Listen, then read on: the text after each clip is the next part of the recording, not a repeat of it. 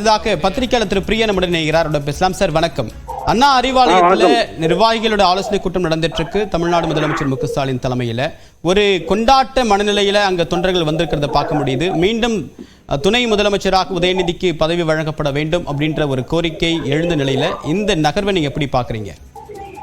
இது எதிர்பார்த்த நகர்வு தான். அது கடந்த பல மாதங்களாக உதயநிதிக்கு ஒரு ஏற்றம் கொடுக்க வேண்டும் என்று ஒரு அழுத்தம் தொடர்ந்து திமுக இருக்கிறவங்க ஸ்டாலின் அவர்களுக்கு கொடுத்து கொண்டு இருப்பதை நாம் பார்க்கிறோம். நேற்று நடந்த அந்த பவள விழா மாநாட்டில் கூட பழனி மாணிக்கம் அவர்கள் பேசும்போது உதயநிதிக்கு எப்ப நீங்க கொடுக்க போறீங்க டெப்டி சீஃப் மினிஸ்டர் அப்படின்ற ஒரு கருத்தை வெளியிட்டு இருந்தார். ஸோ இப்படி இருக்கும்போது எல்லோரும் எதிர்பார்த்த ஒரு விஷயம். ஆனால் அடிப்படையான விஷயம் என்னவென்றால் இது ஒரு கான்ஸ்டிடியூஷனல் போஸ்ட் கிடையாது. இதுக்காக கவர்னருக்கு போக வேண்டிய அவசியம் இல்லை. ஒரு அபிஷியல் ஆர்டர் மூலமாக ஒரு டெப்டி சீஃப் மினிஸ்டரா மாற்ற முடியும்.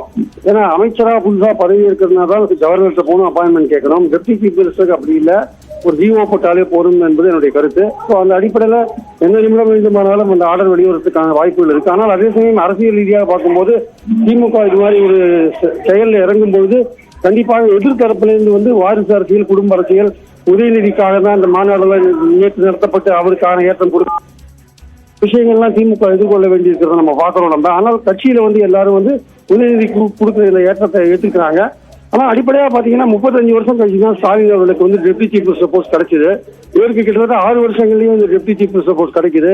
இது நிச்சயமாக திமுக இருக்கிற எல்லோருமே ஏற்றுக்கொண்ட ஒரு விஷயமாக இருந்தால் கூட விமர்சனம், கடுமையான விமர்சனங்கள் வருவதற்கான வாய்ப்புகள் இருக்கிறது. அதையும் தாண்டி அந்த கட்சியினர் விரும்புகிறார் என்கிற போது மற்றவர்களுக்கு அதை பற்றி ஒரு கருத்து சொல்ல உரிமையில்லை. அதே சமயம் மக்கள் அவரை எப்படி ஏற்றுக்கொள்கிறார் என்பதை 26 தேர்தலில் தான் நம்ம பார்க்கணும். ஸோ பொறுத்திருந்து பார்க்கலாம். இந்த order deputy chief minister order CM அவர்கள் இஷ்யூ பண்ணுகிறாரா இல்லையா என்பதை பொறுத்திருந்து தான் பார்க்க வேண்டும்.